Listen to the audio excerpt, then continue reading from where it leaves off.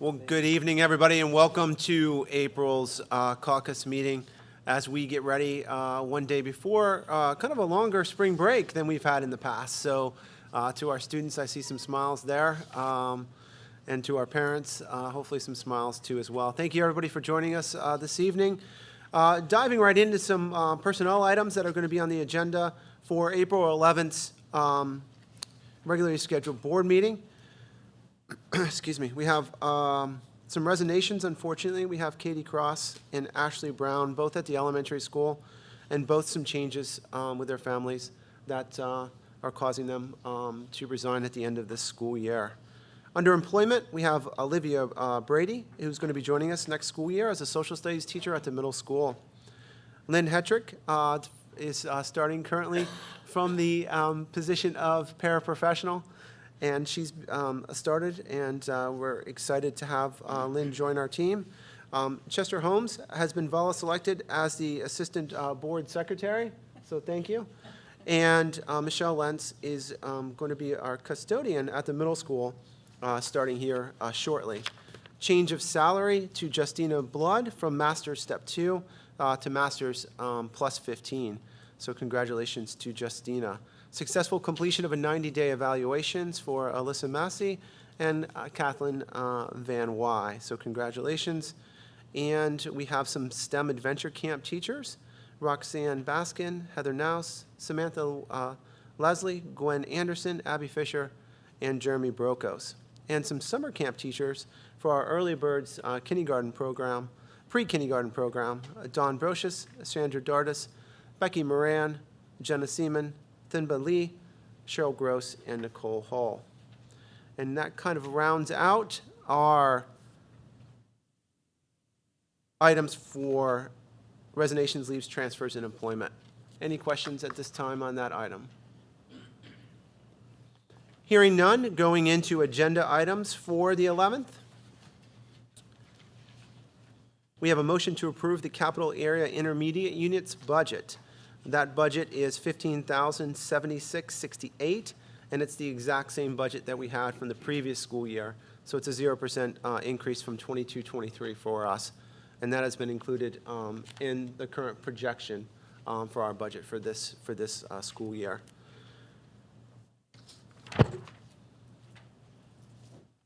We also have a motion to approve a memorandum of understanding with the Susquenita Educational Association, and that's to amend Article 21, Section A1 of the Collective Bargaining Agreement.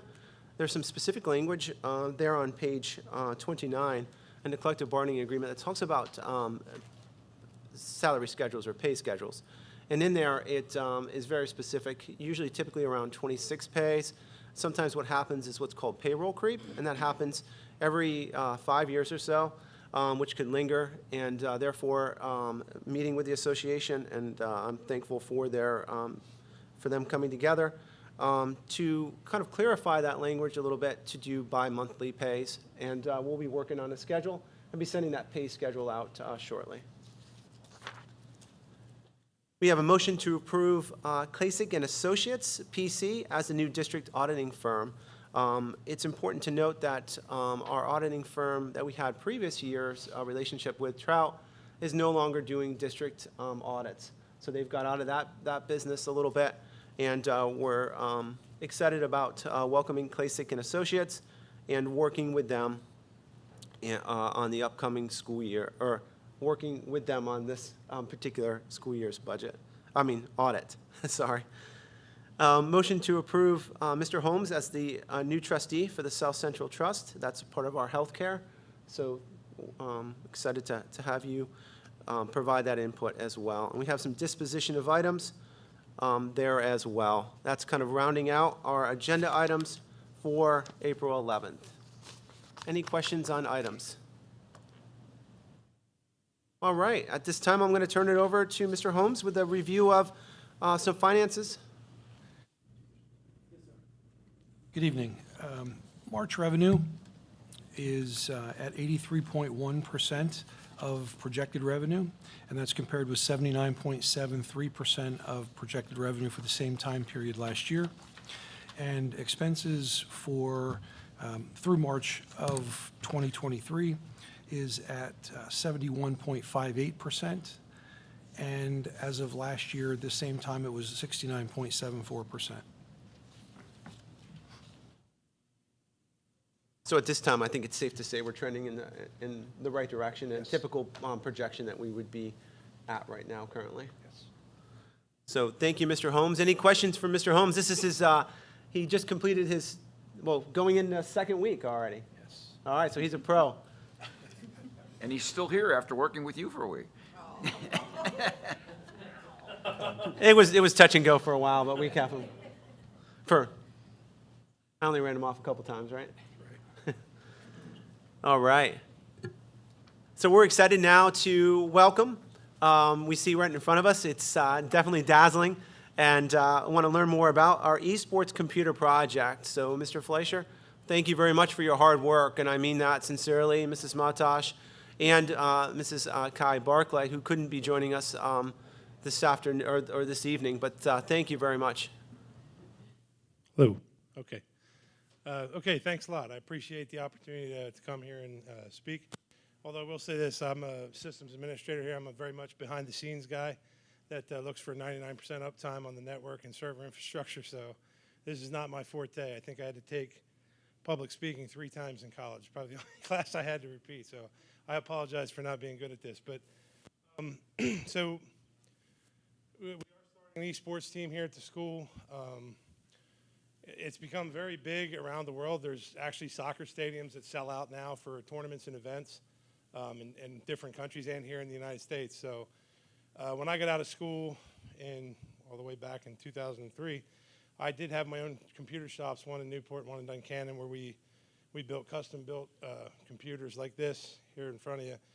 We had 16 at each location, and we had a LAN room, what's called a LAN room, so people came in and paid by the hour and played games as teams, and we had tournaments on the weekends, and it was big then. Even like I said, that carried me through to about 2008 before I started at GDC. But so the school district decided to start an esports team.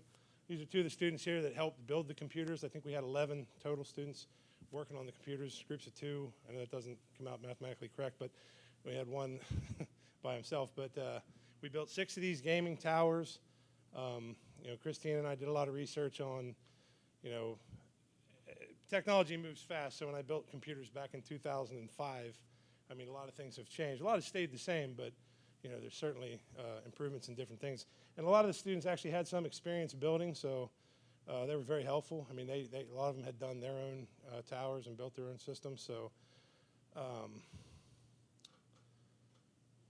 you guys have anything you want to say about it? No? I didn't think so. Okay. I can't read that board. My eyesight's just gotten horrible. But yeah. Oh yeah, and thanks to the Blackhawk Foundation, they did sponsor the systems. They donated a large amount of money to help us get started. I mean, I don't know if any of you have ever built a tower, but they are very expensive. I mean, and the reason for that is in competitive gaming, you can't have video lag or any kind of delay. It'll cost you, you won't be able to really compete. So you do have to put some money forward to build a system that can play some of these games that are coming out, and be able to, display the graphics and stuff properly. So thank you to the Blackhawk Foundation for that. Thank you very much. What's next? So there's some pictures of the building process. So we set up in 105. Just basically the kids dove in, and I tried to supervise the whole thing, and for the most part, nothing blew up. So we did pretty good. So I guess the plan is now to outfit the team, and we're going to pick different games, set up different teams, and just go through the process of maybe even possibly someday hosting our own tournament as a fundraiser for the program, or something like that. So again, I think now we're at 6 computers. We want to go to potentially 12. I mean, a lot of the games are, some games are teams of 4, 5. It just all depends. So, it's going to be a kind of a fluid process as we move forward of, figuring things out. But again, thanks to Dr. Fox, Ms. Matosh, the Susquenita Blackhawk Foundation, and everybody that chipped in to help, with this. And thanks to the students that showed up. And like I said, they were very helpful. So. Question, the lights that turn blue to green on there, is that the reason for it, or just because it looks cool? It's just cool. Oh, okay. Just So wondering. you yeah. can, there's LED lights on the RAM now. All right. There's an LED light on the video card, so, yeah, there's LED lights on the keyboard. And that's part of the process now, everybody, so. And there's, building these, there's a price break. I mean, I think when we priced out monitors, there was one that was, I forget, like $4,000 or $5,000 just for a monitor, so. You could dump a ton of money into a system, but, we found that point where, the increase in performance wasn't worth the additional cost. So we tried to be smart about the builds, and I think they got a really good system here, so they'll be happy when they get the teams going. Let me ask the boys, what did you learn by putting the computers together? What did you learn that you didn't know before? We learned where specific specs went for the computer, such as the RAM, the CPU, the motherboard, the fan, how to put that all together for it, using all the different equipment like the heat sink, all the different screws, where all those go, and then the LEDs, how to put all that stuff in there. And then we also learned how to boot up the computer, get the videos running, get stuff like that. Okay. I just have I have a quick question.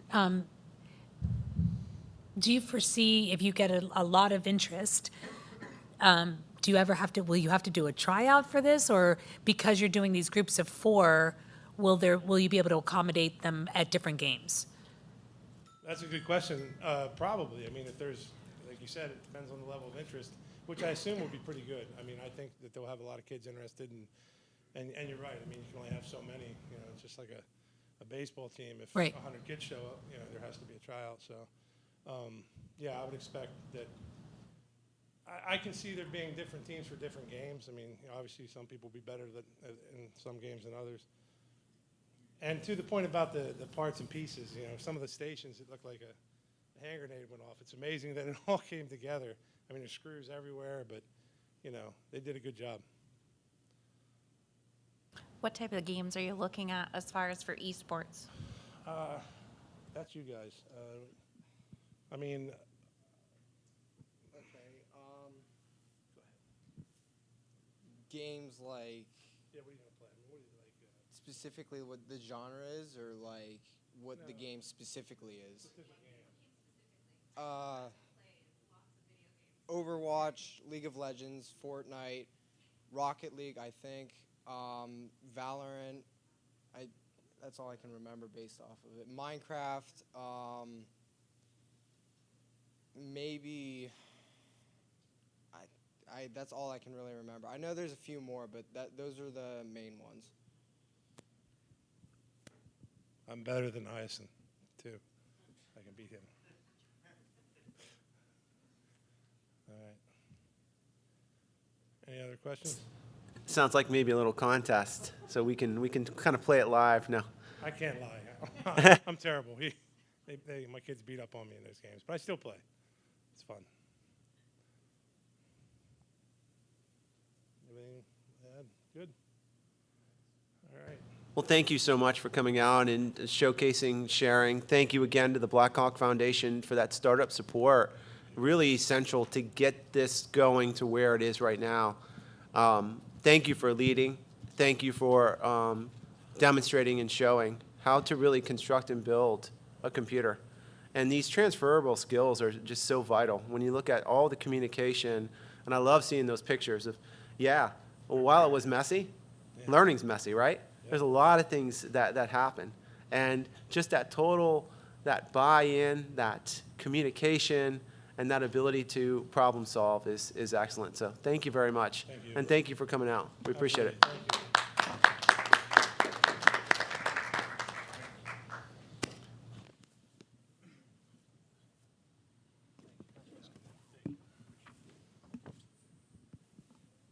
You guys come down.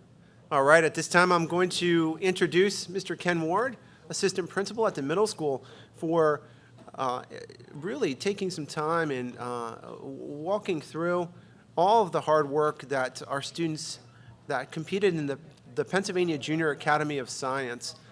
Just some outstanding awards and projects. So I'm really excited about this. We have that other microphone? I'm not sure where it went. You don't want to bring your prop down? You don't want to bring your prop? All right, good evening. For me, I'm going to give this to Caitlin. You're going to go first. What? You're going Microphone. first. I didn't sign up for this. Not really. All right, good evening. Like Dr. Fox said, we had 7 students participate in the PA Junior Academy Science Fair on February 25th. We also had the same students participate in the Capital Area Science of Engineering Fair on March 9th at Penn State Harrisburg. What we'd like to do tonight is just take the opportunity to share what they learned from their experiences at the science fair, and more importantly, what projects that they went and entered into the science fair.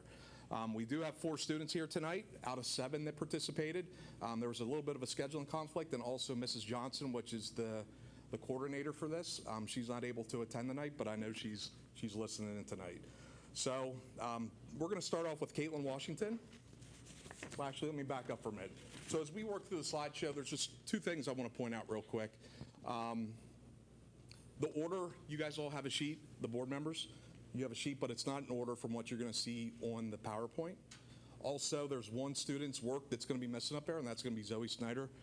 She can give me a hard time tomorrow. She gets an extra donut. But I also want to recognize the students that are not here tonight and just give them credit for what they've done. So Mrs. Matash, if you could go to the next slide, please. So Luke Schreffler, his topic was which fertilizer works best, and he earned 2nd place at the Pennsylvania Junior Academy of Science Fair and 3rd place at the Capital Area Science and Engineering Fair. Tanner Bixler, he's here with us tonight. And Tanner, what topic did you choose? And, oh, I'm sorry. Yeah, we are going to do Tanner. I'm sorry. Sorry, Caitlin. So Tanner, what topic did you choose, and why did you choose that topic? I chose electrical conductivity Okay. because it's one of those things that popped through my mind, and I just can't stop until I figure it out. Good. And what did you learn? What were your findings through doing this project and presenting at the science fair? I found that copper is the best for this, which is why we use it in like phones and wires, and that it actually depends on heat, room temperature. Right. And with your project, what awards did you win at the science fairs? You don't remember? I will help you with that. You earned a 3rd place at the Pennsylvania Junior Academy of Science Fair, and you earned a 3rd place at the Capital Area Science and Engineering Fair. Congratulations. Board members. Tanner, you just say winning awards is not important to me. It's just the learning. Does anybody have any questions for Tanner? Did you get shocked while you were doing it? Okay. Ms. Montash, next slide, please. Tanner, thank you. Congratulations. Claire Finkelmeyer, she's not here tonight, but her topic was, are earthworms affected by weed killer and organic matter? And she earned a 1st place at the Pennsylvania Junior Academy of Science Fair with an invitation to the state competition in May, and she also earned a 2nd place finish at the Capital Area Science and Engineering Fair. So congratulations, Claire.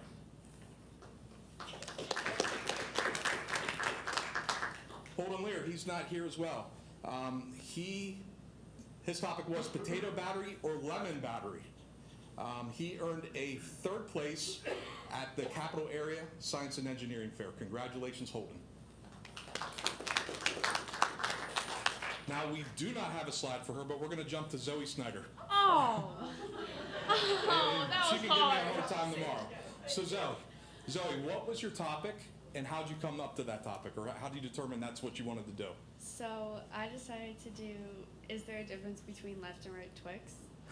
Because I was sitting in my grandparents' house with my family, and me and my sister were eating Twix, and my grandparents never knew that there was a difference between left and right. Okay. And what did you learn from this? What were your findings? I learned that people were like participants were able to tell the difference, but like there really isn't a difference. Okay. Great. And Zoe also had a great night at field hockey tonight. What was the final score of both games? First game was 8-0. Second game was 7-0. Okay. Board members, do you have any questions for Zoe? Oh, we won. And Zoe, what How many Twix did each participant have to eat to reach their final decision? So I did 15 participants, and each of them just got one right Twix and one left Twix. right. And Zoe, Hardly sounds like enough. Wait, I'm sorry. I'm like, what's the I don't, explain this to me. I'm going there, because I have no idea. wait till you get to the last one. Your mind's going to be blown. No, but I want to know what's the difference between right and left. What do you mean by that? So, like, Yeah. I started off by like cutting Twix in half and like measuring like the caramel level, the cookie, the whole Twix itself. I did a mass. I had like a weigh, and I was able to measure the mass. And then I had my participants, and yeah, that's how I got like all my data. No, I guess I never knew this is a marketing thing? Well, Yes, have they package them that way. I did not You can know buy that. ones in the stores, they just left. I and did there's not, two that's lefts what I and- did not yeah. know. Okay, I was sorry. gonna say, how do you I was like, I had no determine- idea. Clearly I don't eat Twix. How- So, how all do you right. determine- Leanne, it's kind of like shall and will. And Zoe did earn second place at the Pennsylvania Junior Academy of Science Fair. And congratulations, Zoe. All right, next we're moving up to Caitlin Washington, and she is here. So Caitlin, what was your topic, and why did you pick it? So I did shoulder conformation in a horse because I like horses. And their conformation, people have said that depends on how well they're able to jump. So I didn't know that, and I didn't really know what conformation was, which is just like all of their muscles, tissues, and bones like functioning together. All right. And what did you learn from your findings? It doesn't really matter too much. It matters to a level, and it also depends on like whether the horse likes jumping or not. Right. Okay. Do you know what award you won, or do I need to listen for you? It's on the board. There you I got go. this. Yeah. So at PJAS, I got a first place, and then at KSEF, I got second. All right. Board member. Any questions for Caitlin? All right. Congratulations. Next up is going to be Tristan Adams, and he's not here. His topic was fertilization of shiitake mushrooms.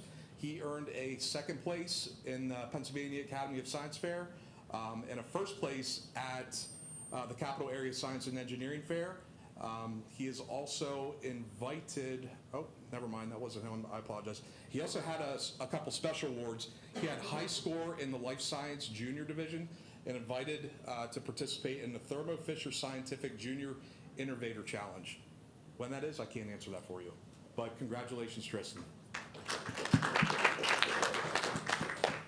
And number 7, Sam Lefevre, to wrap this up. Sam, what was your topic, and how did you come up with this? Okay, my topic was how much weight can interleave sticky notes hold. I came up with this when I was searching for ideas for science fair projects, and I came across a title of can two interleaved phone books hold up a car, and I didn't think that was possible, so I watched a video of Mythbuster doing it, and I decided to do that, but to a lower level of sticky notes. Okay, and what did you learn from this? I learned a lot about quite a bit about friction and how it works, like some things that friction depends on, and that sticky notes can hold a lot of weight when interleaved. Very good. And do you know what award you won? I know. Ms. Matosh, can you go to the next slide, please? Because there is a whole list of them that go along with it. I think the most important thing to recognize up there, I was watching this online when they were doing the championship, I believe, for the Capital Area Science and Engineering Fair. Sam was actually the grand champion of the entire science fair. like the best project and the best presenter, which is extremely impressive. So congratulations, Sam. Does anybody have any questions for Sam? So it does look like, Actually, I just have a comment here. We've done terrific in science fair for years. Right. It's a strong tradition, and it's good to see it being continued at Susquenita. Can I make a quick comment as well? I want to congratulate all of you, particularly you, Sam, because I know how many participants are at KSIF. I was a judge there for many years, so I think it's great. But I would encourage all of you to stay with KSIF, in particular, through your senior year.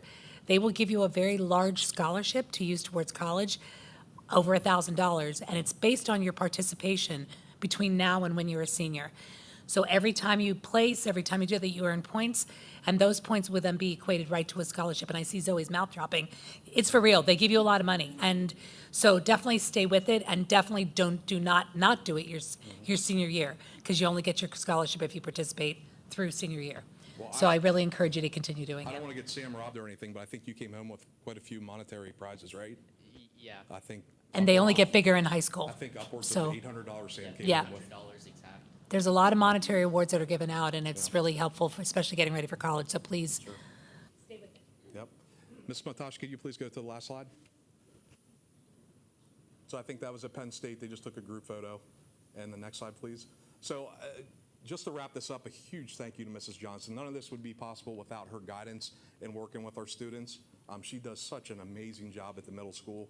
And she wanted me to extend her gratitude to the board as well, just to say thank you for endorsing this and allowing this to happen within the district with our students. She's very thankful. I know she's listening right now. So thank you so much. And you guys, final round of applause for you. Thank you so much. Great job. I have a question. Oh, Quick question, Mr. Ward. I have a question for Claire. Claire's not here. Oh, okay. The earthworm and the weed killer, did it make a difference or not? You know what? I could answer that, but it's going to be the wrong answer. I couldn't tell you. I'm going to have to get back to you on that one. All I know is she fried a lot of earthworms. She killed a lot of earthworms. She accidentally put them too close to her fireplace. You guys did a great job. Thank you so much. Thank you.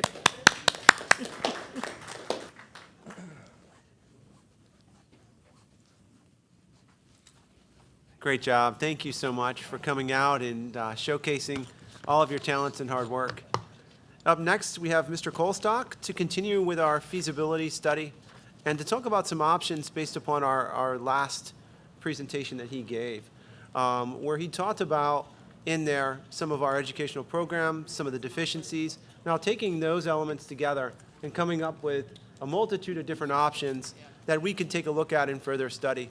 This is just basically very high level overview of the presentation this, for this evening, and then allowing us the chance as a group and a team to discuss those further following this.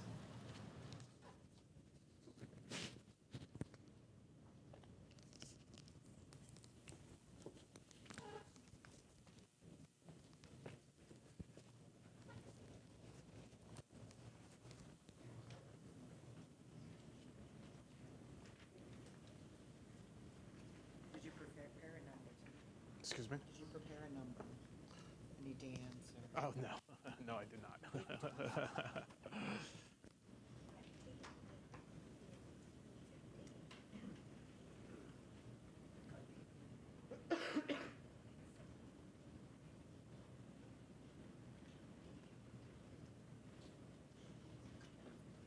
Can you put that in presentation mode, Ben?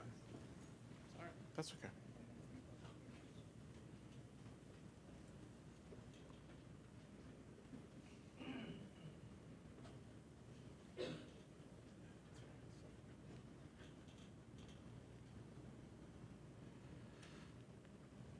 Okay, so as Dr. Fox mentioned, this is the part of the study where we're going to start looking at options. And this is the culmination of all the data that we've been collecting up to date to put these options together. There is always the option to do nothing, but these options are based on discussions with administration and with the facilities and business manager and superintendent, the building principals. So this was a slide that I showed to you in the first presentation on how we're going to develop the options, that we want to make sure that it aligns with your core values in your educational program, whether it's your current educational program or how you see it moving forward. Also, what your projected enrollment is, which we had indicated previously that it's pretty steady, so we're not seeing an increase or a decrease in the enrollment that would impact your spaces. And then what are the needs of your existing facilities with the aging systems? So how are you replacing, bringing those up to current construction standards? So for these first three items, I'm going to present these options, but at the next board meeting, I will come with cost estimates for all these options and a little bit more detail on some of the design. Now the design, we're looking at this from 50,000 square feet in the air. If you were to select an option, we would get into a little bit more detail as we move through the design. You all also have the option to provide some input on what the scope of work would be for any of these options. So you may say, after we look at the cost estimates, you may say, well, put us an option together that has a budget of X amount of dollars. Because right now we're just going to show an option or a cost estimate, excuse me, that's just based on kind of pie in the sky potential wants for the district.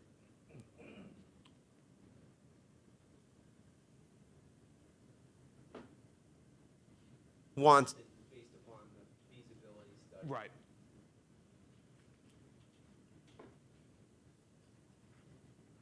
Did I do that? It's the gaming computer taking over. Better get the gaming guys back here. That's right.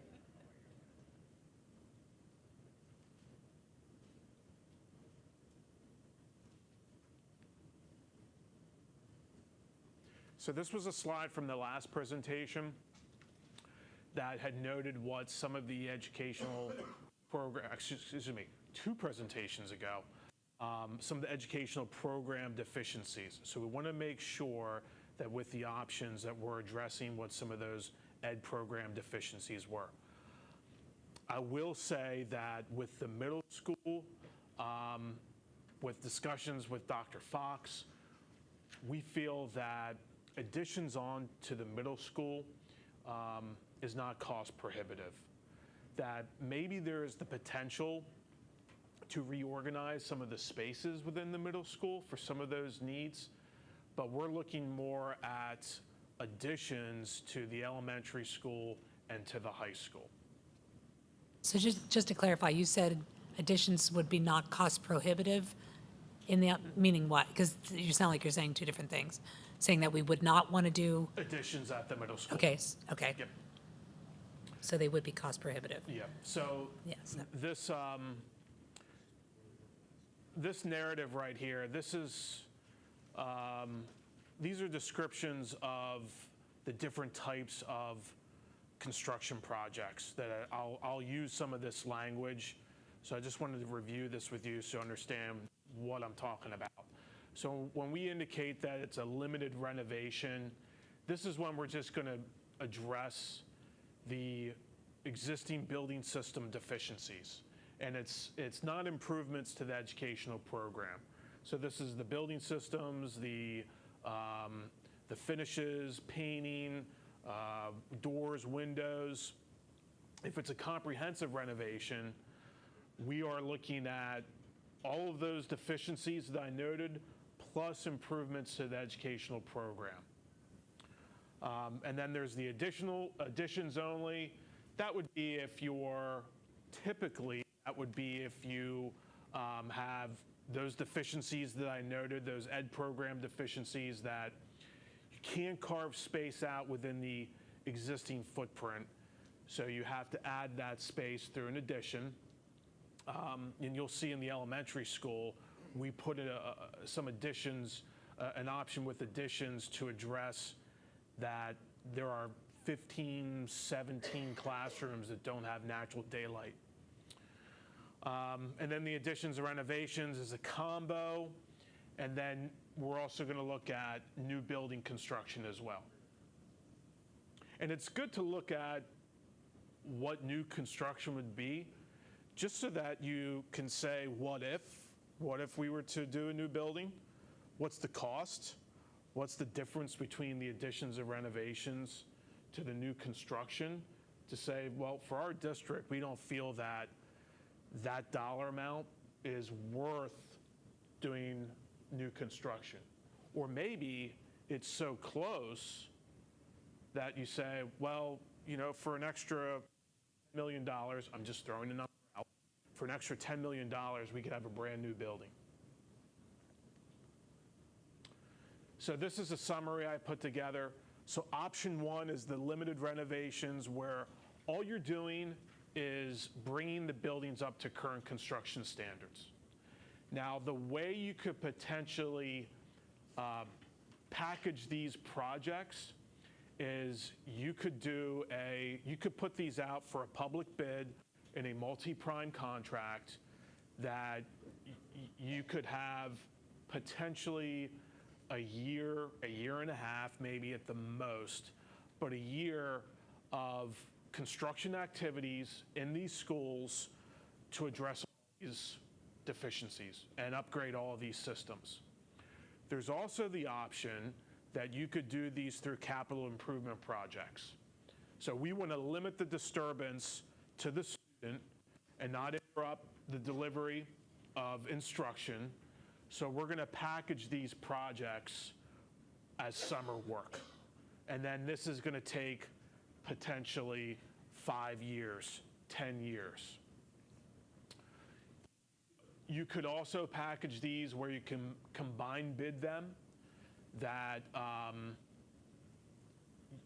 because all of your schools are on one campus, you could ask the contractors to look at doing all the work at once. And then you can get some economy of scope that way. You can also do state contracts. If you do capital improvement projects, you could do a state contract where you could have contractors come in and they're going to specifically address a building component. So you would have a roofing contractor that would come in and they do roof repair or roof replacement to all 3 buildings. And then you would get that economy of scale by doing that, which means you'll get a little bit of a reduction in cost. So option 2, what we're looking at is for the elementary school to address some of those educational program deficiencies, like the need for some flexible space, a gymnasium with a stage, a lobby, and some of the additions or extra space that's needed for the nurse in the health area. So I mentioned middle school, we're not looking at any additions, so the middle school would be the same scope of work from option 1. And then at the high school, you would address the deficiencies of the music department and the physical education department. And I want to note that the elementary school and the high school, it's not just the additions, but it's also the additions plus the scope of work from option 1. Can you elaborate on that, the music and the phys ed department in the high school? So there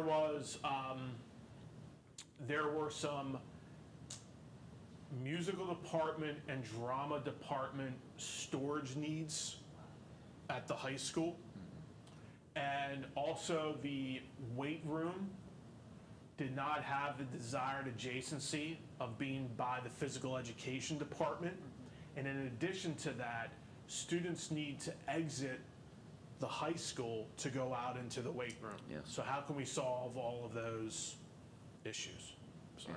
Thank you. The question I had was, you answered basically that the building, bring to current construction standards would be included in all of the Yes. options. Yep. Yes. So my other could, when I look at your build, bring to current construction standards, some of those things don't appear necessary, like paint the entire interior, like, when I think of bringing something to current construction standards, I think bringing it up so that it's up to code. But this includes like repainting the interior, new casework or whatever. Is it possible that we could make the changes to the programmatic deficiencies without necessarily doing all of these things? Because not all of those things are required to bring us up to code per se, I wouldn't think. Well, Does that make sense? yeah, so when I say current construction standards, it's not just the building codes, but it goes beyond that. So that you're replacing the building components that are near or close to the end of their life expectancy. I guess my question would be, would it be possible, I'm not saying this is how I feel, but would it be possible to make the changes that are necessary to the program deficiencies without Yes. bringing things up to code? Because, then if we did that, we would fix them as they broke, which I'm not saying is the right way to go, but. To bring it up to code? Well, to change the program deficiencies so that we're delivering the instructional programs we need without necessarily replacing water pipes and things until we need to. It's possible, but why would you? Well, from a financial standpoint, like I think some of these bringing, some of the things are educational programming deficiencies that we need to fix so that we can provide the type of education we need for our kids. And if we're able to do it within these existing buildings, if we only have so much money, I would rather see us fix the educational deficiencies before we bring everything, like change water pipes and stuff.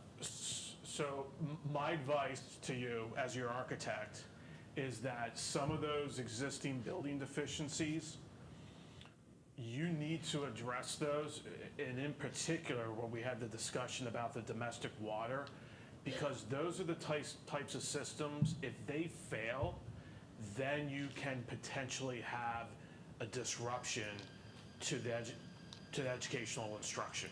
Right. So I would suggest that some of those things be addressed first before you, and that's why that's option one. Yeah, but I'm looking at the current construction standards. Some of these things, like repainting the interiors, Yeah.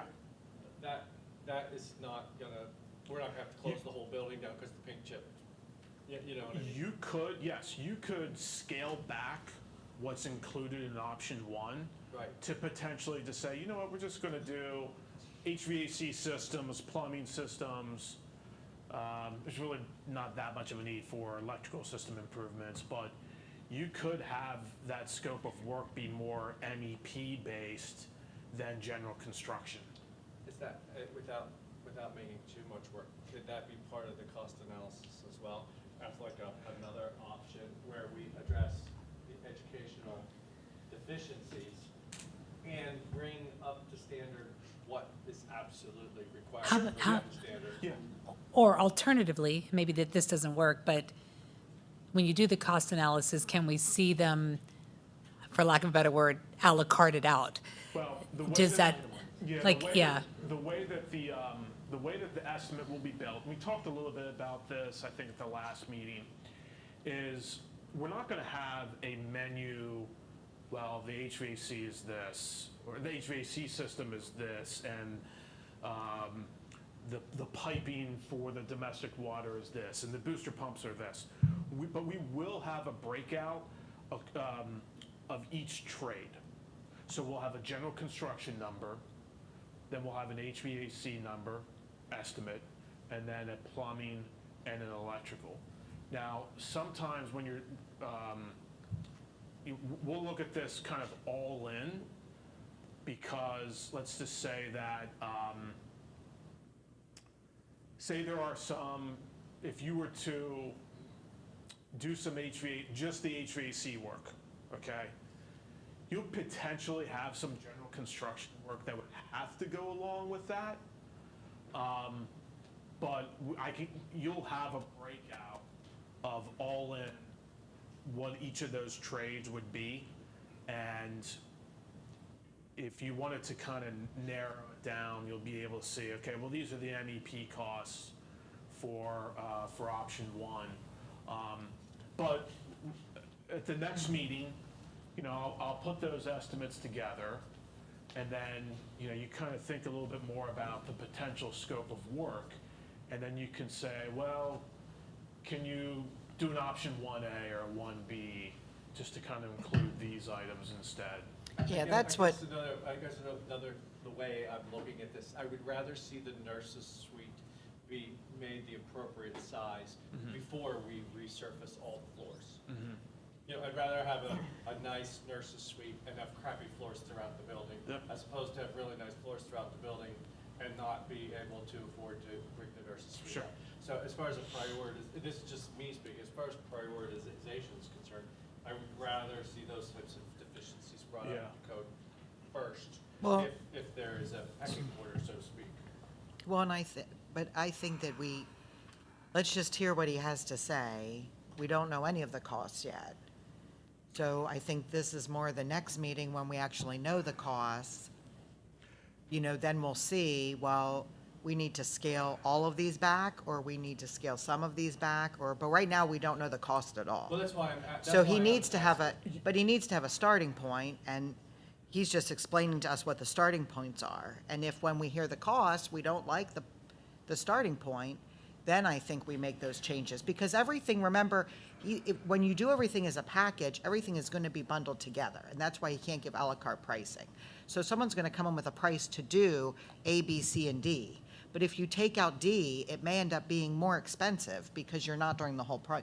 So what I'm just saying is, I don't disagree with what you're saying, but I think let's just see what his ideas are and see what the price is at the next meeting, and then see if we need to move them all around. Unless there's a glaring one. Well, to her point, to go back to basically what I think you and I agree upon, is that for me, if option one includes all of these things, which some seem very optional to me, like redoing floors, redoing walls, I'd like to see a more reasonable option one that has costs that are things that have to be done right now, as opposed to painting, you know, so that I can make those decisions a little better. That was my point. And it goes back to my point that we can then tailor the options more with your influence. You as a board say, well, you know, we want to develop an order of magnitude. Okay, what do we feel are priority items? It's this, this, and this. And then from there, we can build another option based upon that. I think my point is, I'm not being clear, I don't think. What I would kind of like to see from the architect is, what do you think our priority items are that are in option one? Like, of all of those current construction standards, which of those are must-dos before you do anything else? The HVAC system and the domestic water. Like, and when you give us the pricing, that would be helpful. Yeah. You know, so we know these are must-dos before you do anything else, and then some of the others we highly recommend or whatever. And probably also doors and windows, exterior doors and windows, and any roofing. We want to make sure that the building envelope is going to keep everybody dry. That's probably, that's priority number one. And then to make sure that you have an HVAC system that's going to keep everybody comfortable. That's priority number two. And then priority number three is addressing the domestic water. So I think just on the same line, and even to Tina's point, like I wasn't sure if you were going to come in with a number that said option one, round numbers. Option one would be $10 million. If you do option two, which would include option one, it would be $20 million. That wouldn't be helpful to know what we could carve out then, right? Because we don't know what each element of the 10 million it is. I realize you can't do it down to every pipe, But like, I'm just thinking even in option 2, will we have a breakdown of what the flex space costs, the gymnasium costs? So if we decide we really want to do the nurses thing, but we're going to not do the flex space, will we be able to see that cost analysis in what you give us? Or will option 2 just be one big I fat think number he'll- for all I of think those he'll just things? have- What he said is he's just gonna have to come back again. Yeah. He's not gonna be able to give us an answer. He's gonna give us, this is my understanding, he's gonna give us 4 prices next meeting. If we pick if we say, okay, we want the 4 prices for these, he's gonna give us 4 prices. But then when we hear those prices, if you say, okay, the only thing I want to do in the elementary school is option 1 and the nurses station, then he's going to have to come back at another meeting and give us a new price. Well, I appreciate that. That's not necessarily that helpful, because if But the that- nurse. But that's how. Okay, but let me finish. So if, for instance, the flex space is only $50,000 of the 10 million, I would say keep the flex space. But if it's a big chunk of the 10 million that we don't really feel we need, do you know what I mean? I Yeah. feel like there needs to be a happy medium a There's little like bit. there's a domino effect that when you start making some of the moves, then it impacts some of the other moves that you may not be able to do Right. because by developing the flex space, then you have to relocate something else within the building. And so that's where the scope starts to increase. But to your original question, the cost estimate will include a breakout of what the renovations are and then what the additions are. Okay. But then if you wanted to start to prioritize and say, well, can we just do this, this, and this, then I could start to narrow it down a little bit more. And another way to look at it is, if you were to say as a board, this is our budget. It's $20 million.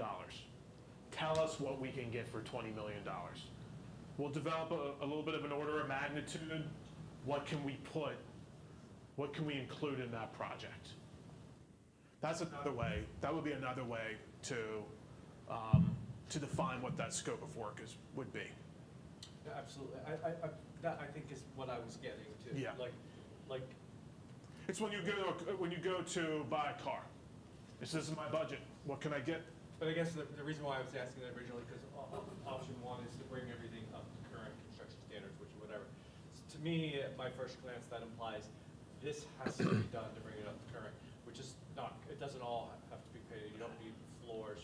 But we may want to do instructional things before we do some of those things. So that's where it's kind of like I needed from the architect priority-wise, but we'll get there. Yep. So then option 3 is adding additions onto the elementary school, classroom additions onto the elementary school to address all the natural daylight. And then, this is a little bit of a typo.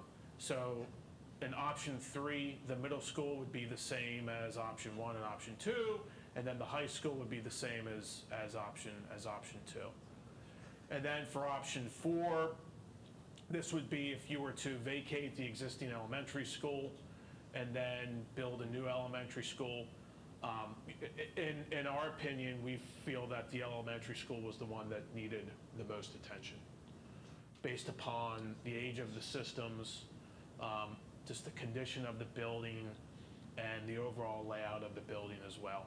And then for the middle school and the high school, it's going to be the same from option 2.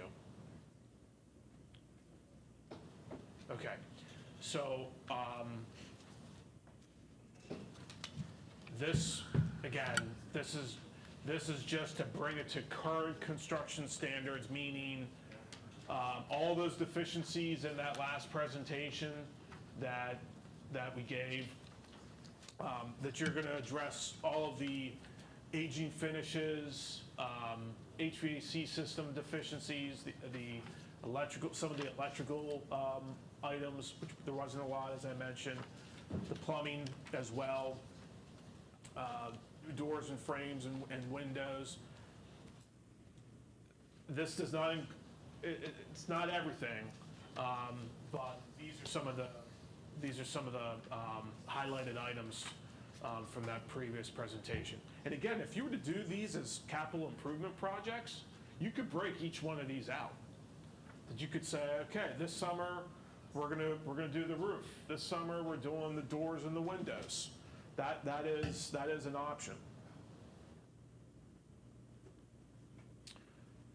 So option 2 for the elementary school. Before I review this, I will say that the civil engineer is looking at an option or a sketch to address the parent and the bus drop-off. So at the next presentation, I'll be able to review that sketch plan with you. So with the elementary school, a couple of things that we wanted to address. The first one, as I mentioned, is there a way in the existing footprint that we could get the majority of the classrooms to have natural daylight? That was one thing we wanted to address. The other one is, can we integrate special education into the general population instead of it having been segregated in one wing? That was number 2. And then the other item we wanted to address was, can we enlarge the gymnasium space that you can have a space that can hold your entire student body. You can also have a competitive, PIAA competitive court with some spectator seating, and then also a stage for some type of presentation. So I'm just going to stop for 1 second. I apologize. Just point of clarification. In terms of our special education rooms, by the layout on the floor plan, how it looks like they're clustered in a particular area, but by design and the flows of the hallways, they actually are not. So just for that point of clarification for all of us, just the way the floor plan looks and breaking the flow, as you'll see in this redesign, breaking it up by grade levels a little bit, and having the flow be a little different. Thank you, sorry. Yeah, there was to get to those clustered classrooms, there's 2 different corridors to get to them, yes. So the big move that we made was to relocate. Music was currently on the 2nd floor at this location, and relocated into that existing LGI because we had talked about the potential of maybe repurposing that space. And we moved some of the grade groupings around. Your kindergarten program currently has 9 classrooms.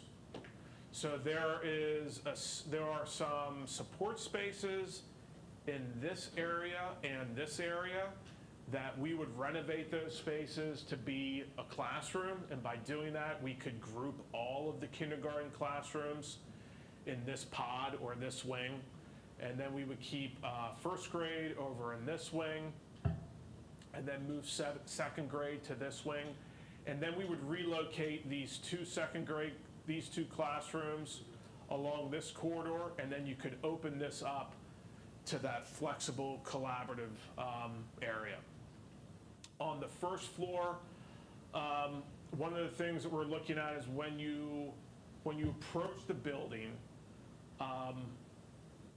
there really isn't any identification from the architecture to say this is where you enter. This is the main entrance. There are those 2 doors on either side of where the sign is that they look exactly the same. So what we did was we relocated the admin that's in this location and created a corridor so that these 2 corridors right here aren't dead ends, and there's enough space that you could get 2 small group instruction classrooms. Relocate the admin so that now you're grouping the admin, the guidance, and the nurse all in the same area, because right now they're separate, and create a new main entrance with this gym and stage addition right here, which then leads back into the cafeteria space, and then some potential for some new vertical circulation. So is that gym coming out where the picnic tables and the overhang is now for the glass doors? Yeah. So that will not be that'll be where the gym is, and that's gonna extend out into the grass there? Yes, into the grass Okay. area. Yep, yep. And then on the second floor, as I mentioned, relocating music. Now we can put some of the special education classrooms in the cluster, the 4th grade cluster, the 3rd grade cluster, and then relocate the 4 internal classrooms for 3rd grade and 4th grade over to this wing next to the tech ed and art. What is the P in the purple on the first floor? It's described as parent resource, and I was going to ask that. What is the purpose of that? Because that's basically the size of our old gym. So it is.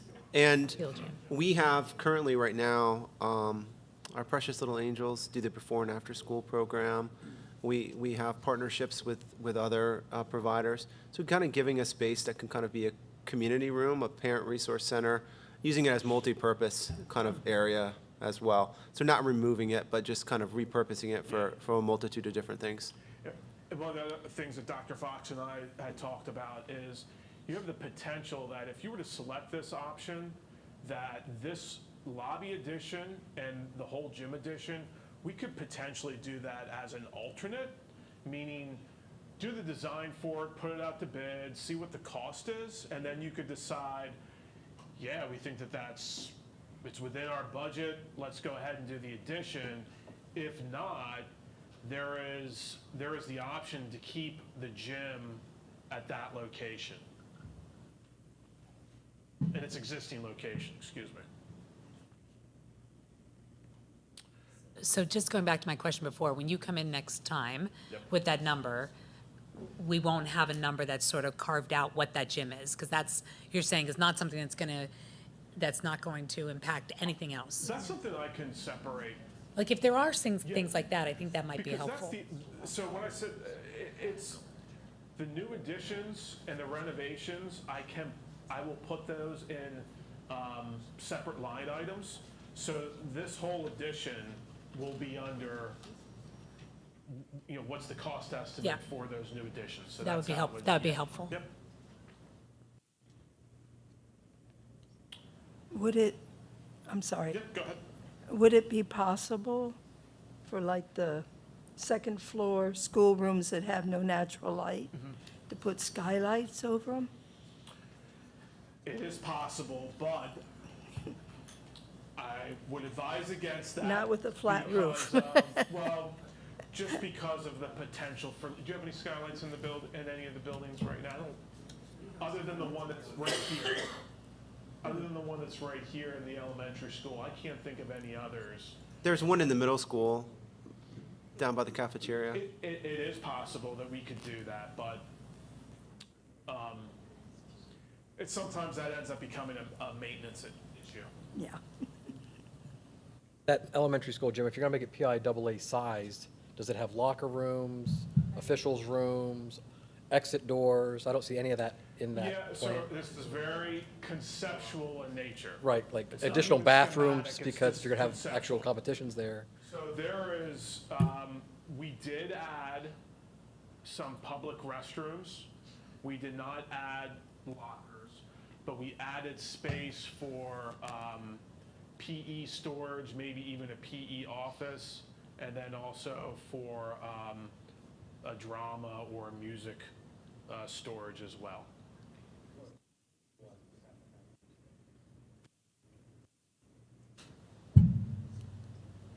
So I guess my question is how often would something like that actually be needed to warrant the cost of building a brand-new gymnasium?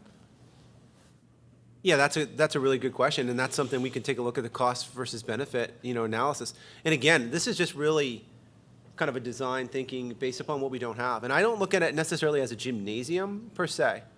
I look at it as a multi-purpose center. And I'm looking at as, when we walk through, when we were talking with administration and talking with teachers, some teachers, as well as some students, one thing we were missing was how do we get some of our grade levels together and have assemblies without having to go to the middle school or high school? And that was a way to kind of bring people together, was to how do we design a space, and you'll see that word over and over again, that's flexible, that we can use for a multitude of different things. So we thought, okay, if we had a court, we can use it for phys ed classes, we can use it for some practices for other sports, we can use it for our younger kids' practices as well. Community groups can begin to use it, because we said we were rooted in how can we provide as much to the community. Then we have bleachers we can pull in for different meeting groups, different grade level assemblies. And then we have the stage where they could do some different productions, talent shows, et cetera, et cetera. So we just thought of a space, and again, really still up here. We haven't had a lot of discussions on a lot, at this point. We're still getting some ideas, but just some thoughts. But definitely a cost analysis, cost versus benefit, would always be something we would have to take a look at for sure. Well, and I think we can use, after we see this, once we get into the next ones, I remember, our kids being in, the elementary school playing basketball or something, and you had to stand there. Like, there's no place to even, watch elementary school sports, and that is, part of our feeder program, to keep kids interested in sports and interested in activities. And I'm willing to bet, that's why with the league that we're in right now we're kind of an advantage with this league unless it changes. That's why some of our sports are at odd times, like trying to buy a field hockey stick in the spring because you're one of the only schools that plays junior high field hockey in the spring. It's because they don't have the space and everything. So I'm thinking, even if we can't afford the locker rooms at this time, but we have a space where potentially we could add them later, I'm willing to bet that girls basketball sometimes has to practice at an unusual time because boys basketball is using the gym, or someone else has to use the middle school gym. I think that there is a time when we could use an extra gym just with the high school sports that we have. But that's something that I think that we could easily look at a schedule or something, just so we have an idea, of this is how much use we could get it.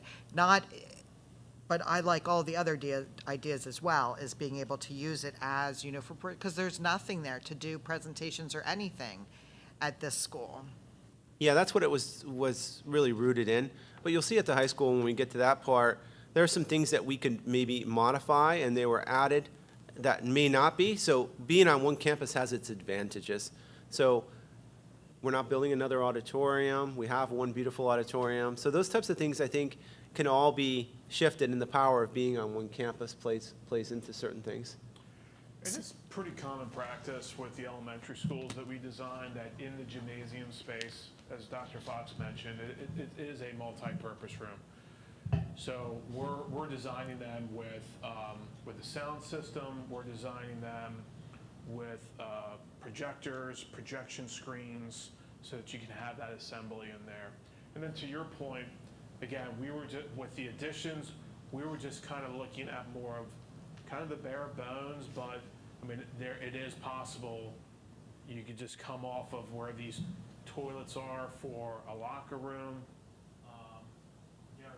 There's the potential then that could be another alternate if you wanted to move in that direction. So in terms of this, outside of the gym, is everything else done on the existing footprint? Yes. Okay, so this is The just gym and the lobby. rearranging. And the lobby. Right here. So you can see this hatch, Yes, that would be the new addition. okay. Yeah. And then some right at the front for the administration area. Okay. Give the building a kind of a new facelift, new entry. The entry will be where the administrative offices are, Yep. where they drop off now. Well, Well, I know that it'd is be our the entry, left but, of it, yeah. yeah, right but it'd here. be on that face of the building. Yeah. Okay. Yeah. So I have a question because we have always kept the grades together in pods, but on this it looks like second grade, there's like an offshoot We talked that a they're lot in about their that. own little, like 2 classrooms are in their own little wing. Then in 3rd and 4th grade, you've got these, 2 classrooms for each grade that are segregated. That is, So that- I That is guess the trade-off. my question is that you've got like art and tech ed that also have, you know, beautiful windows. You have a very large media center that's got lots of windows. Reformatting so that you have maybe more of a pod format, but putting, you know, classrooms up there so you keep that, but then moving the media center where, I don't know, but keeping somewhat of those pods together and maybe moving art. That was the trade-off to having to having the light, natural light. Is that the trade-off? Yeah, so you'd have these 2 second grade classrooms that are not within their pod, and then the 4 classrooms, the 2/3 and the 2/4 would be separate from, yeah.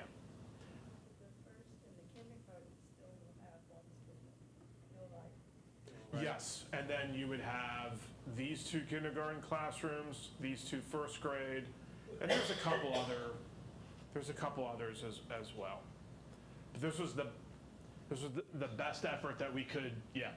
Oh, just as a point, maybe that's an elementary school question, but they're not exchanging classes in elementary. They did when Michael was there, but they're not doing that anymore. 4th grade. Grade 4. Grade 4, a little bit different sometimes, but grade 4. So is where grade 4 is with those 2 classes, would that be a problem for that? It doesn't look like they're that far away to change. If you had to exchange from the ones that are. No, I think what we talked about, the one that we would worry the most about would be grade 2. And that's why. And why would you be worried about that if they don't exchange classes? Oh, just to be in the normal grouping. Well- That's all. We just had discussions on that. Okay, But I'm okay. sure Mr. Colstock will work his magic and I mean, there's the possibility you could take these 2 second grade classrooms and move them over here, that now you have a cluster of 4 second grade and 3, so it's more of a closer to an even split, and then, you know, take these 2 and move them in that location, yeah. Any other questions on this option? I just have a question from your, and you might not know this, I see all this empty space kind of sitting there where you've moved classrooms so that they have the natural light.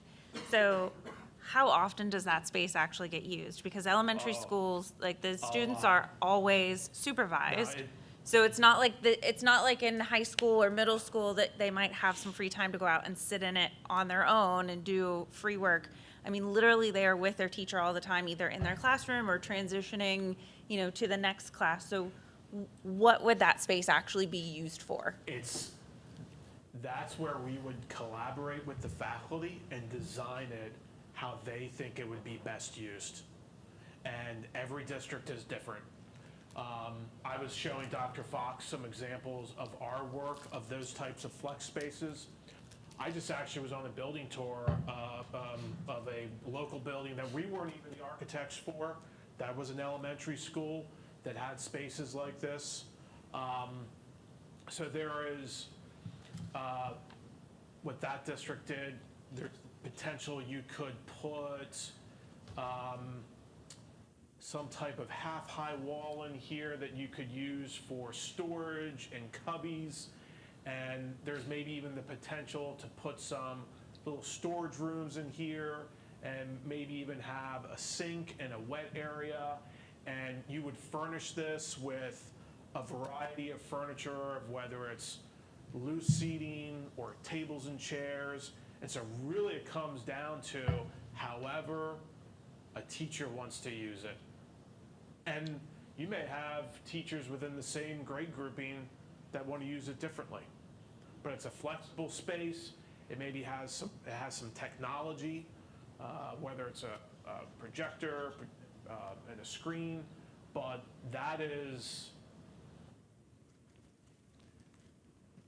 that's kind of the beauty of design, is then you get to be a part of creating that flexible space.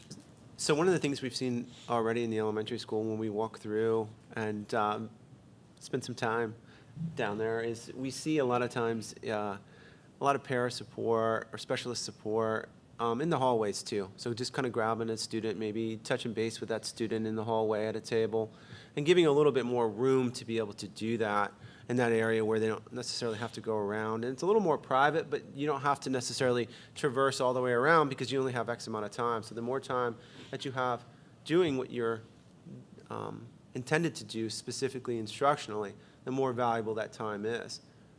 And also from a co-teaching point of view too, being able to have that as one of the goals moving towards that co-teaching model, being able to kind of pull students in and out and have that flexible grouping of students is important instructionally. But all things that can be redesigned, defined, and again, want to make sure that anything that is constructed or discussed lasts the test of time.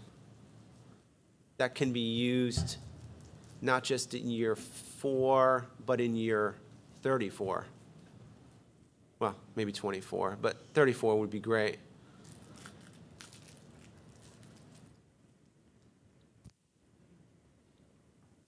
So at the high school, we included an aerial photograph just because of this existing access road, and we didn't want to disrupt that. Now, this isn't all to scale, but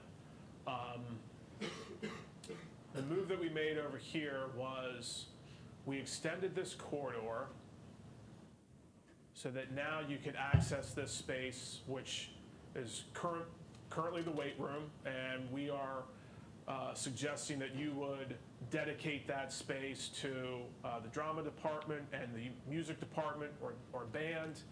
And if by building this corridor addition, there's still some room to build a small addition that you could designate some space to those 3 departments as well.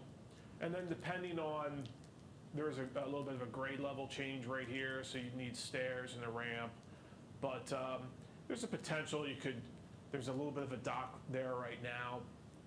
We talked about maybe this is where the band instrument storage is for the marching band, and so it'd be easy for them to load and unload when they're going to competitions or away games. And so then we would relocate the weightlifting room into this addition right here off of the existing building. One of the things that we want to try to avoid is disturbing, there's a memorial that's in this little plaza right here, this landscaping. So we want to make sure that that addition is not disturbing that area. And this could be a nice space where we could do something with that fitness room or that weightlifting room that has a little bit more glass to it. Could be a nice front facade going into this wing of the high school. And then we looked at a wrestling room and an auxiliary gym. And you'll see we kind of sized 2 40-by-40 mats into this addition in the back of the gymnasium. And then for this space that we could carve out an addition without disturbing this access road and service area, you could get 2, it's pretty tight, but you could get 2 basketball keys and a 3-point line in there.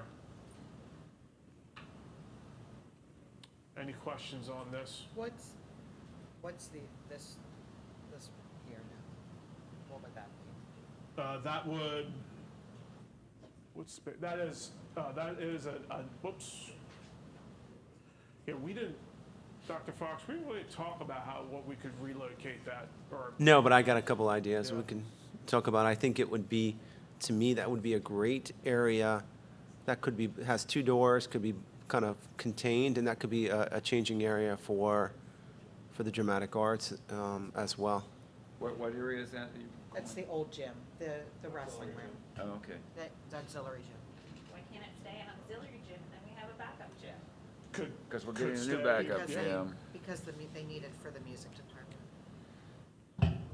In terms of a gym size, it makes it makes a decent wrestling room right now, but the height of it makes it a little bit more challenging. So the auxiliary Because it is gym so will high. become what, a Yeah. theater? But again, these are all different discussion points because, again, a different option could render one of these options not needed. So it kind of is a neat discussion to say what is needed versus what is a want versus what is something we need to do versus all of those are good conversation starters. Yeah, we're just throwing out the ideas and then want you to give us your thoughts. What was on top of the gym there again? Right here? Yeah, that, right there, yeah. Wrestling room. Wrestling room, Yeah. okay. Yes, I got Yeah, that. so you could get, depending on the size of the mats you have, 40 by 40 is about the smallest, but it's pretty close to that, 2 wrestling mats that you could get into that space. And what is number 2 an addition?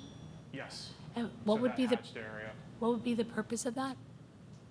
Just to relocate the auxiliary gym adjacent to the main gymnasium. But the auxiliary gym right now is being used as the wrestling area. And so we're adding that in number 3, right? So I guess what I'm asking is what would we use 2 for? Quite honestly, looking down the road, you're gonna have a girls' wrestling team, All right, fair enough. Okay. I mean, you could put the indoor batting cages in there, get another competition gym.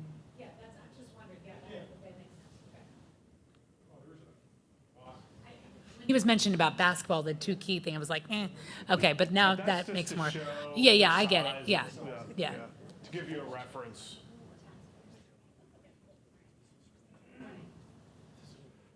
Okay, so then option 3, we're back to the elementary school. And again, trying to have the same goals. This one, there's a little bit more new construction.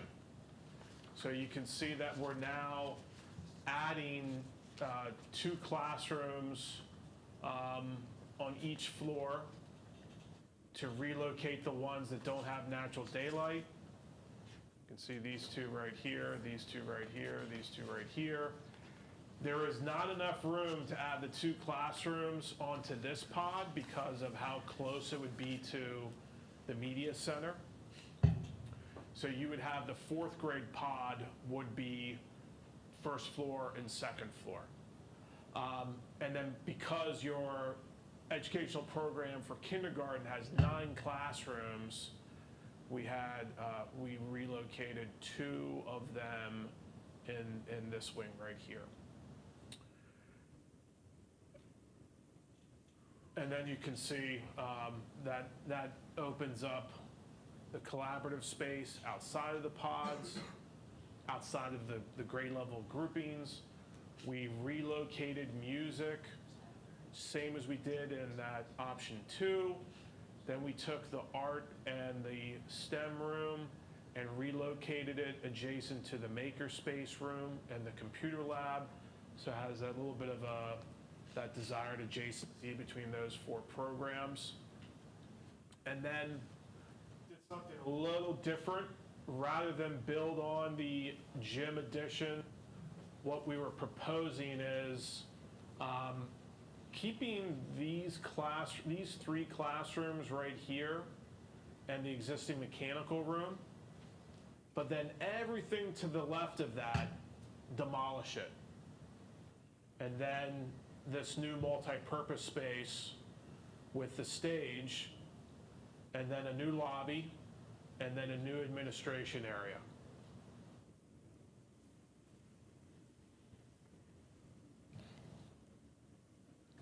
I just have one comment about that. I like both of them. I definitely think that they should be moved because of the windows and everything like that. The one thing that I wish I see, and I don't even see it, and maybe it was missed somewhere, maybe everyone else decided that they didn't want to, I don't see any kind of pre-kindergarten. And I don't see it in the designed building either. I don't see pre-kindergarten We anywhere. Dr. Fox, you want to answer that? Sure, we tried to certainly talk about discussed that. And looking at the use of additional classrooms that could be placed inside and around the kindergarten area. One of the things we always talk about is the sustainability of pre-K, so looking at different partnerships and looking at, in particular, who might from the community be able to offer us a partnership to be able to sustain it, and then what they would need, et cetera. So kind of building a wing for something like that is a little difficult, but knowing we would have some rooms that could function in that capacity would be good to be able to do that if, in fact, we were able to get that partner on board that would be willing to do that. So just for point of clarification, maybe I don't understand about the pre-K thing. We would not be budgeting for pre-K. We would only have this space for it. Like, would this be in lieu of kids going to a preschool somewhere else? We would just have it at our place? Sure, and again, I would have to research a lot on pre-K and pre-K programs. There are a few districts in the Commonwealth of Pennsylvania that run their own pre-K programs. We would be looking, if we had the opportunity to ever do something, would be looking with a partnership with a Keystone Star organization that has a program already. That would be looking to have a satellite program here within school, and then we would do a memorandum of understanding to allow them to use one of the classrooms. But, right, so that we wouldn't be, kids wouldn't come here for free for pre-K, and we would be funding all of that. Correct. That's correct. Okay.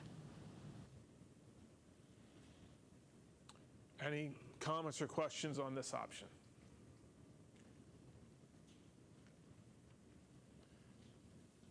And then, as I mentioned, middle school and high school would be the same from option 2.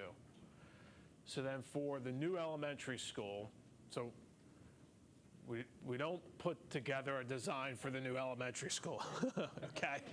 What we do is we put together an educational program to determine the size of the school. And we want an apples to apples comparison of a new school to what options we're showing for the renovations in option 2 and option 3. So then you can have that compare. What's the difference between a new building and the existing building with the same program? Now, some of these square footages that I include in here, these are more of current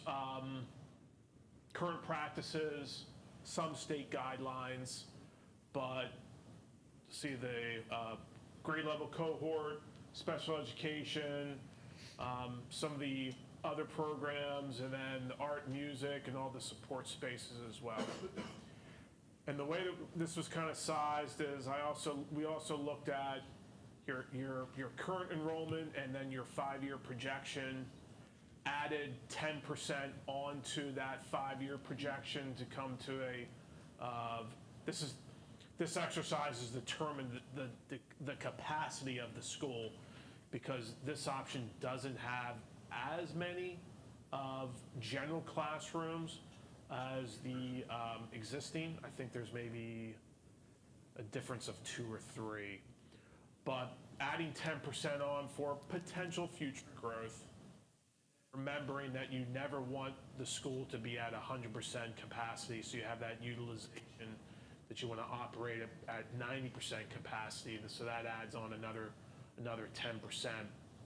So it's a capacity goal of 875. And with your current classrooms per grade level, maintaining that's 37 classrooms, which is a capacity of 925. So based on that enrollment projection, we're within that target. It's only a difference of 2 classes. So when we total all those educational spaces up and then add a grossing factor for additional support spaces, storage, circulation, just the square footage for all the interior walls, the interior partitions, you're looking at a new school of about 145,000 square feet. To put that in perspective, the new elementary school that we did for Cumberland Valley Winding Creek, which you can see right off of 81, if you're headed to 81 south towards Carlisle. On the left-hand side, that's school similar size. That's a good question. I will have to, but yeah. So in cost estimate, that information will be. I will share that with you. Maybe you don't know the answer to this, but would we demolish what we have there now and rebuild? Okay, so I always suggest is to vacate it, and then what you do with it after that is up to you. That doesn't answer my question. So what do you mean by that? Oh. It means he's not going to answer your question. Oh, okay. That means what we would suggest is that you build the new school somewhere else on the campus. Oh, okay, so you're not So saying that yes. you can still have, so the benefit of new construction versus renovation is there's no disruption to the students. So you build it somewhere else. We had kind of talked about on the other end Yeah. of the stadium where the baseball fields are on this side of the high school. And then once that new building opens, move those students over there, and then the board would have to decide what do you do with the old building. And then, you discuss that. Can you lease it? Do you demolish it? If you demolish it, what do you put in its place? We need more parking. We need more athletic fields. Maybe we're just gonna grass it and leave it go. But as a board, if you were to look into this option, that would be for you then to decide. My question, I was just wondering, do you utilize the same ground space that it's on now, or are you building somewhere else? And that Somewhere answers. else, yeah. The only comment I'd like to make for that, and you kind of answered it, so I think I'm not gonna like your answer, because you said you wanted it to be able to compare to the renovations. But I think if this was something that we really looked at, I would need to see fifth grade. I hate fifth grade being in the middle school. I don't think that anyone ever wanted or planned fifth grade to be in the middle school. I think that's why we have some of the issues that we're having right now is because fifth grade is in the middle school. I think that fifth grade would be more appropriate to be in the elementary school. And I feel like the only reason they're not in the elementary school is we don't have room for them in that building. And we had room for them in the middle school. And I know that this goes against what you said because you said you wanted to compare it, a new building with the renovations of the building. But I could never see us building a new building that only had K through 4, that didn't have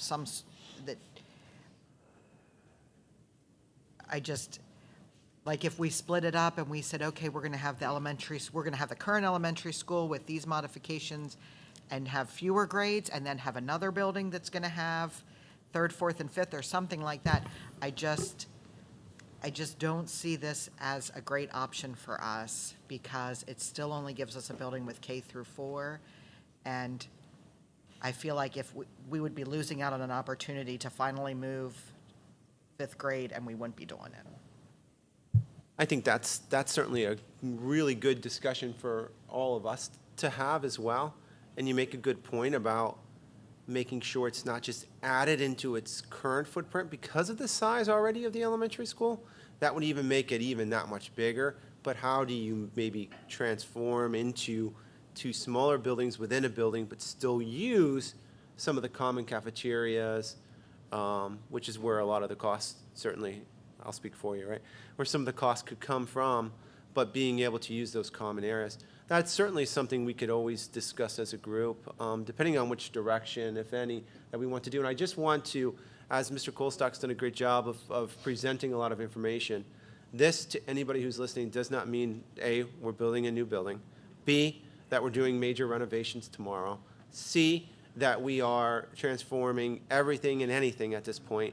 What we've done is really a lot of due diligence, and Crabtree and Rohrbaugh have been a really great partner thus far. And looking at, number 1, it started with our enrollment. They did a deep dive into our enrollment. Number 2, feasibility. What do our current existing buildings look like? And now we're at the point of talking about educational programs. What does that look like? What are some of our anticipated needs at this particular point? What are the age of our buildings?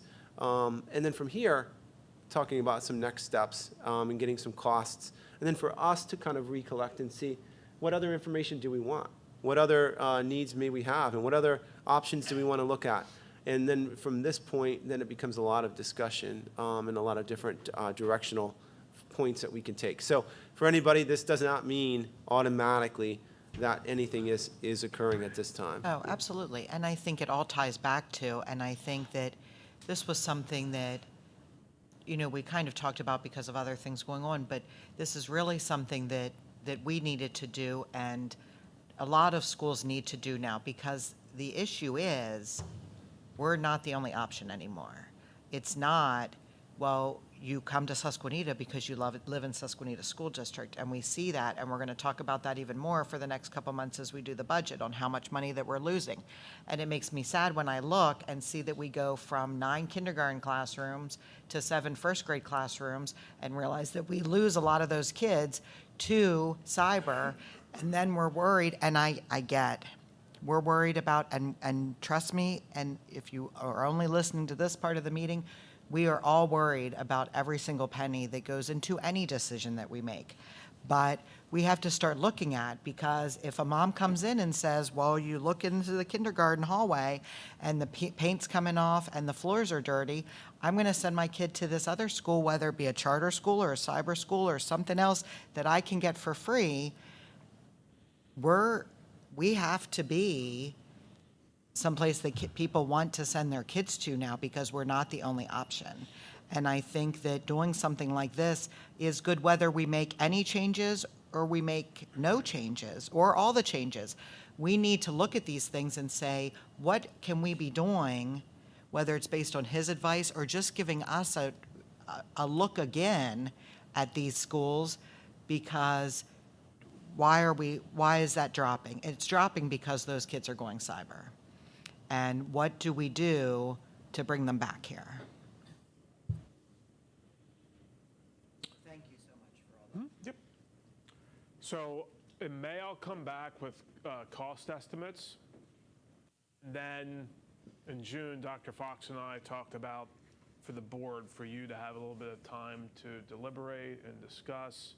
And, you know, if you wanted to see revisions, edits to the options, that we can do that.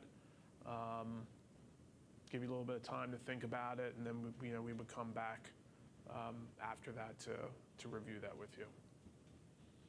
Any other questions? Okay, thank you. Thank you. All right, at this point, we're going to shift into talking about our district phone review. We know we have a phone system that's going to need to be replaced and updated, and Mrs. Matosh has done a great job of looking, and her and her team, of looking at our phone project. And she's going to go over all the work that she's done, talk about a couple important timetables in order for us to make sure we have seamlessness between our outdated phones that will no longer be supported and new phone systems coming on board. Thank you, Dr. Fox. As Dr. Fox said, we're looking to upgrade the phone system, as you saw in the budget over the last couple weeks. One thing is that our current system currently we have a VoIP agreement with Capital Area Intermediate Unit. It ran from May of 2020 and is ending of June 2023. So I do need, we're looking for permission from the board to move forward with our new phone system, because the old one that we're using expires June 2023, and we need to be able to purchase the new phones prior to July 1. So we're looking for that approval. So currently we have classroom and office desk phones. Looking back in the notes, they were purchased sometime before 2010 or around 2010, so we've had them for quite a few years. They are no longer supported, so some of them aren't working. We can't update the firmware on them. They need to be replaced. And then our other phone hardware is out of date as well. So The phone system that we're looking for a recommendation, or we're recommending to purchase, is a VoIP unified communication system. We're looking to move to PrismWorks as our vendor to help us with this system. It is a 3CX phone system. We're looking to replace all classroom and office phones. Part of the package will include installation of the phones, customization, and training. There's a lot of features in the phone system that we don't have in our current one that we'll be able to move to this new one, including soft phones. So we would be able to answer phones on our cell phone. If our phone system goes down, we would still have the capability of, as long as we had cell phone service, they would still be able to, I guess if our internet goes down, we would still be able to answer phone calls, which right now we can't do. When our internet goes down, our phone system goes down, which is a little bit of a problem for parents to be able to contact us. So this would help in that situation. Again, installation, customization, training is all included in the package. Just for comparison, just so you know, I did go out and get multiple bids on this, quotes. We looked at 4 different systems. The 3CX is the one, again, that we're recommending. We looked at Cisco again through CAIU 15. That price was pretty comparable, but I think with a lot of the new functionality of the 3CX that we'll be able to give to our teachers and our office staff with the soft phones, and when the internet goes down, that we'll still be able to have that communication. Mitel and Xtel were a couple other options. The Xtel was a lease, so after the 5 years, you would have to lease the phones again. So while it looks like it's comparable in the price, I hope that our phones will last longer than 5 years and we won't have to replace them 5 years. It would be more like a 10-year phone system. So again, our recommendation would be the 3CX through PrismWorks. I hope to put it on the board agenda for next week for approval so we can move forward. Does anyone have questions on it? So just the question I have is, I know you said we talked about that during budget and things like that. So do we have this on the budget for next year? Yes. So what would we be approving then? Spending the money under the current budget? Well, I asked that we would not be billed until July 1. PrismWorks has agreed with that, so it's because the budget isn't approved yet. All right, got it. That I want to be able to move forward with it. So it's not going to affect this year's budget, it's just going to, all right, that's cool, thanks. And just the annual support, I mean, I did have it up there, but it is a $12,000 annual support. Currently, we're paying over $20,000, so it will be a cost savings. Okay, cool, thank you.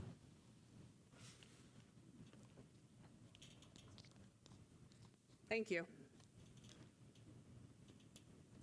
Thank you, and a good segue into our last discussion item for budget overview. Seeing if there's any additional questions after our budget workshops. First, I want to thank you for all the time that each of you spent as we took some time and went through the line items from our particular budget and took some time to try to do our best to unpack those for you currently. I can whiz through this real quick because I've been really wanting to. Hate to not have a good presentation and not be able to do this. So here we go. First is our mission statement. I do not need to go over that again. You know that as well. Our budget development goals, we continue to refine those, and I won't read those out. Budget constraints, I think it was really well said at the beginning. Our cyber charter school payments continue. Special education costs, again, IDEA continues to be underfunded. When the initial developments of the Individuals with Disabilities Education Act was first enacted under federal law, it was to be 100%, and that has not even come close to that at all. So unfortunately, our friends in the federal government have fell short of the initial expectation that they initially said when they initiated that really solid piece of legislation, but unfortunately, fiscally, have not supported it. Utilities, salary benefits and PSERS, and our inflation costs continue. This is just a look at our historic cyber charter numbers. New budget items, we talked about the phone system. Linkit is our data warehouse software, computer replacements for the computer science class, and then reusing those computers for our technical education program, and then that good-looking tractor there in the pop-up picture that I kind of blended in nicely there. Overview of, oh, that looks even better on there. Just overview of budget expenses at this particular point. Our expenditures is $36,426,108.31 projected. And again, that's projected at this point. Looking at overview of revenue, our revenue projected. Again, there's still some outliers that we're not sure of right now, and we did not add. We added flatline state support and state revenue. We're still watching, and it's still early on with the governor's proposed budget that he's now taken to the House and Senate. So we're watching that very carefully and have not added any of that in here and will not until we get final indications that we can. So projected revenue is $34,182,270.31. Again, we're a multi-county tax district. It's important that we continue to state that as well. And we're subject, millage rates are subject to change irregardless of any tax increase imposed because of STEB and being assessed the value markets of both Perry and Dauphin counties. Where that leaves us currently at this particular point, from last year's budget to this year's budget projection, it's $434,402 is the difference between the two budgets. And we're looking at a negative revenue of $2,243,928. Oh, that's okay. I apologize. I'm on slide number 14.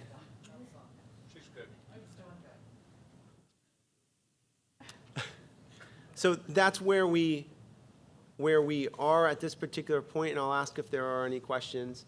Any questions on any items, any questions for myself or Mr. Holmes, or anything that you want us to research a little bit more as we continue our next steps? We'll refine presentation for May's caucus meeting, and then again, we'll look for preliminary approval of the budget in May, or final approval in June, because I believe the preliminary budget needs to sit for 30 days in May, if that's accurate. I don't have a question, just more of a comment, because after the last meeting, I did have a question I think was brought up to Jonathan, and we said we would look at it today, but I got the clarification from Mr. Bard at the end of the meeting, just so for the benefit of the board. My question was revolving around the large increase in the high school teacher salaries in the budget that was showing like a $5 million swing. We found that number in line 356, which was a placeholder of about a high 400,000. So the difference between that and the increase for salary increases compensates for that big $500,000 difference. I had a hardship with that number being a big $500,000 difference, but we found it. So just for the benefit of the board, I just wanted you to know that answer I got that answer, but you now know what it is too. I just want to say a quick comment, since you did such a good job of keeping that short. That I just want to thank everyone that's worked on the budget. Unfortunately, I didn't have a lot of questions. I had them answered behind the scenes because of my work schedule. But I did listen to both of the meetings, and I just want to thank everyone, the departments, the teachers, the administrators, everyone that worked on helping put this budget together. Because with all of the other extenuating circumstances, which we have no control of, with inflation being 8%, with just the cost of fuels and transportation and all of those things, for us to have a budget that's a 1% increase is something that we should all be, happy to review, because I think that we did a great job. And we've not done things. We've added, sports. We, did the turf. I mean, we've done a lot of improvements to the schools already. Looking to do other improvements. So I just think that we're able to do that and keep our increase from our budget from last year to this year at a 1%. I think is an amazing job, to everyone. And I just want to thank everyone for all their hard work and dedication to doing the right thing and doing this. Thank you.